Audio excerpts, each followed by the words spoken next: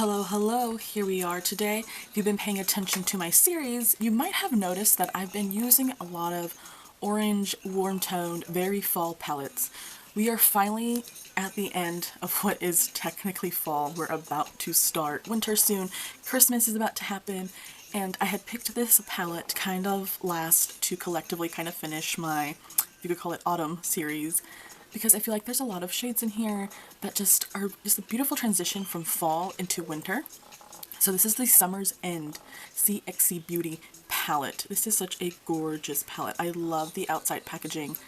It's almost like it's been painted on. So this is the outside component, and we just push the actual palette, and the actual palette also has that same beautiful picture on there. So on the back of this, you're just going to find there's ingredients on the back, and there's also ingredients on the back of this one. So they're pretty much identical. The outside packaging, it's just a slip, so you could really just, if you wanted to, throw it away and just stay with the palette. I like how simple it is just to cover the front.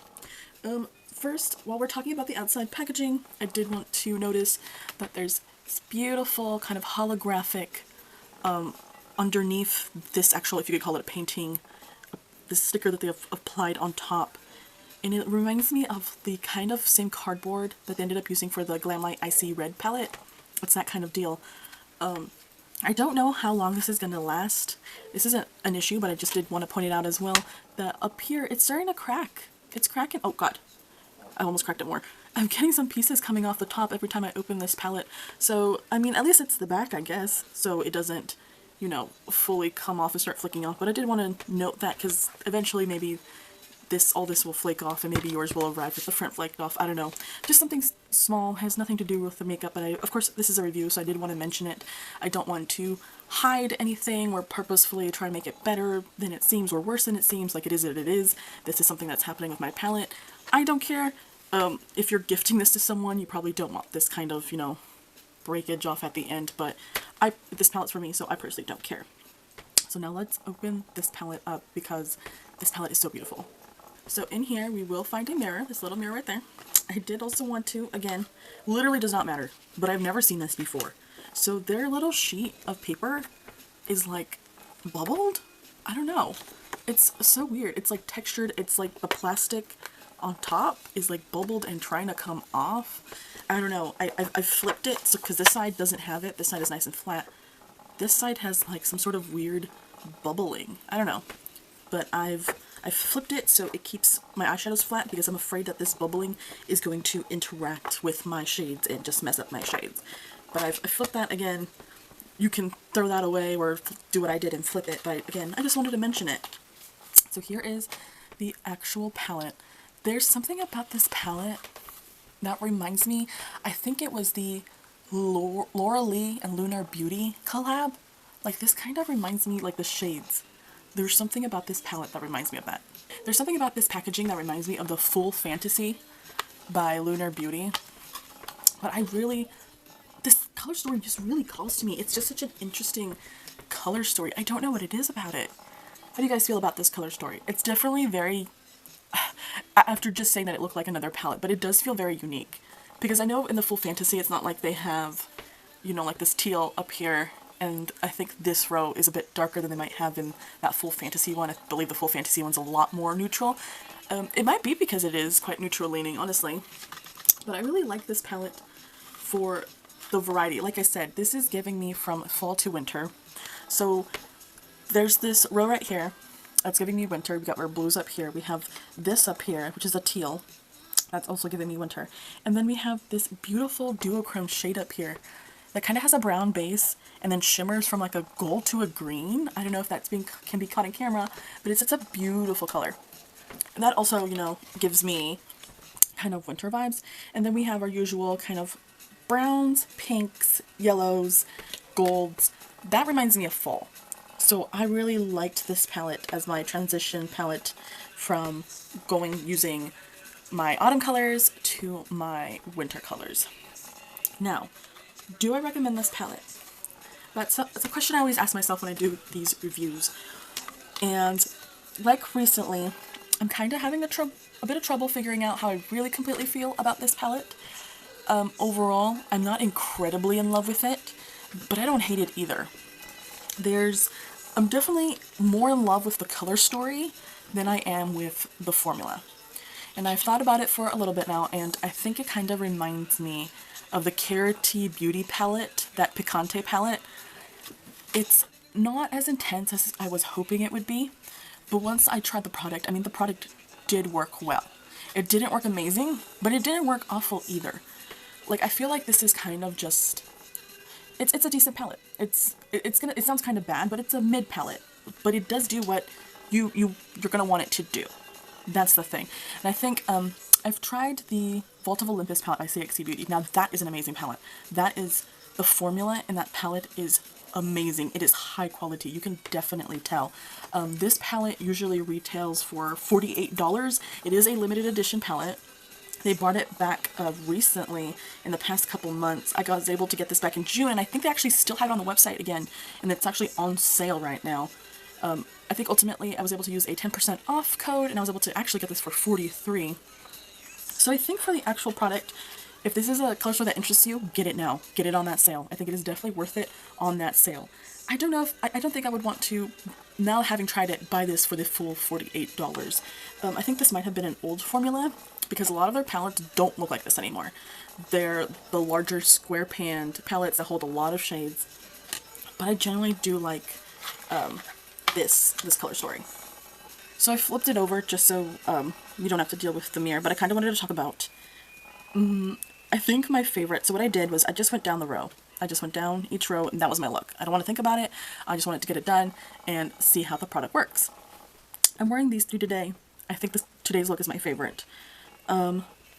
These two shades, along with maybe this one, but definitely these two were a lot harder to apply than I thought was going to be. They were quite crumbly, and overall all the shimmers are quite soft. Specifically, like those four, incredibly crumbly. Next would be these two, would be the softest, and these two over here are like the most dry. All the mattes in here, amazing, gorgeous, beautiful. This one was a little bit patchy. It was a little bit patchy, but I feel like that was just my technique. I was trying something new that day, and I didn't really know what I was doing, and I wasn't applying it probably as well as I should have been, because I was just honestly just playing around with it. I created this look. It wasn't as intense as I thought it was going to come out, and that's what I'm talking about. Like, I feel like on my eyes, on my face, these shades ended up looking a little bit muted, but just because something is muted doesn't mean it's not pretty or it doesn't work well. I tried a new technique I've never tried before, which I know is quite common to use, but I feel like if I have to do it, it's not as good of a palette as you may think it is. So I actually tried wetting my brush for this shade. Someone had made a comment in one of my last videos, like, girl, wet your brush. I was like, with what? I haven't received a reply back yet. But I decided to wet my brush with my setting spray, and I feel like it did pick up the product better. It was able to pick up the shade better. But it still didn't really apply to my eyes as well as I thought it should have. I feel like it still kind of looked crumbly on my eyes, and it didn't completely smooth over. So overall, to answer the question I always ask, I'm not giving this away. I'm not, I'm not decluttering it. I'm definitely going to keep this in my collection still. I still want to play with it, because I want to create different looks now beyond the limits that I gave myself. But let's do some swatches and we can keep talking about it. Okay, so I'm going to start swatching oh god, it's so soft. These shades are so incredibly soft. You really have to be careful with them. Don't be surprised if they end up at your door maybe a bit broken. So I think I'll just try and press my finger, because these are so soft I can't even properly swatch them. But these are, I guess you could call my problem shades. The ones that didn't work the best for me. And then like this purple one over here kind of reminded me of the Ofra like, what were they called? The shimmer toppers? Something like that. Like the ice toppers. That's kind of what it reminded me of. I feel like I had the most trouble with these three shades. Other than the blue, I didn't really have much trouble. So I think this is really what it is. It's kind of more of a topper. Maybe that's why it's so dry. I feel like this is something I wouldn't mind putting on my face. It is still quite pretty. And then we have this green. I love mint green. I absolutely love mint green. And it's honestly kind of giving me that as well. I feel like maybe the shades that I was using, I would prefer to use them as highlighters, honestly. And then this gold. I wore this one yesterday, and I don't know if it can capture, but there are Let me grab a pen. It's almost like a glitter. There's spaces that have not been filled out with the product. I don't know if you would call that patchiness, but it applies almost like a glitter. And I know most of us don't mess around with glitter, so I can still apply more on top and smooth it out, and that will probably help it. But I did find the shade a bit bizarre, the fact that it kind of applied like a glitter. It had that kind of like spaced out sparkle. I'm not sure how you can pack it. This is the shade that I said I actually wet my brush for, and it did pick it up better, but it didn't really necessarily apply it better. So I think those three are kind of like the shades I had the most issue with. The shades I absolutely loved, absolutely. This duochrome over here, this is what I have on my eyes today. Freaking beautiful. I love that there's a dark brown and then an even darker brown. I love that. I love these two shades. This is almost like a face palette, honestly. There's these two shades over here. I don't know what color to describe them as. They're like a coral red. There's like a coral red and then an even darker coral red. I tried these on my face. I was like, I want to see if I can use it as a blush. You can use it as a blush.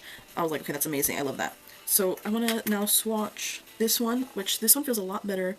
It's not crumbly, it's not rolling up, and it's still soft. And it has, I love that shift. I don't know why. That's just one of the shades that I really love. And I'm going to swatch this one and see, I haven't used my fingers for any of these, so I don't know how well the mattes are going to swatch. Now I want to do this brown over here. Like I said, I didn't have any real issues with the mattes. Do you see how pigmented the mattes are? Boom. Okay, this is my favorite shade. Ooh, girl. Ah, do you see the duochrome? I feel like you can tell like this one's better formula. Do you see how far I can pull this shade versus the other ones? It applies a lot better too. You can see it's not as spread out. That's what I'm saying. I think these are different formulas. And here we have this shade right here. This is that more red coral version. That is really nice for blending out. And then we have a brown. Ooh, girl. Look at that. That was a good brown swatch. I think the brown swatch feels a little less dry than the red one. But I think the red one being drier would help it become a really good blush. So these three shades, they're really good shades. I loved both coral shades. I think pretty much all of the mattes swatched very well. I'm going to now swatch just this last one, just because I said I had trouble with this blue one. Just so we can see. You can see it's pigmented. The issue is not pigmentation. I feel like it was just me. And blues are, you know, they tend to be patchier anyway. Ooh, it looks a lot different. This is more like, I never noticed. I think this is more like the missing link. Is this like an indigo? It's in between kind of like a blue jean and a purple. This actually is giving more like indigo vibes. See, once you build it up, I don't really see much of an issue. I feel like this would work, and it did work.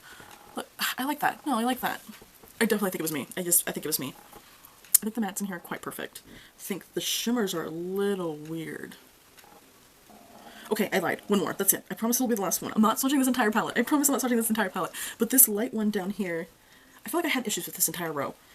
This one was also, I'm going to put it over here so you can see. I feel like this is a highlighter. I don't know about eyeshadow. She's giving highlighter. Do you see how light these last three are? I think these would look, ooh, I never seen that sheen before. But these would look beautiful as a highlighter.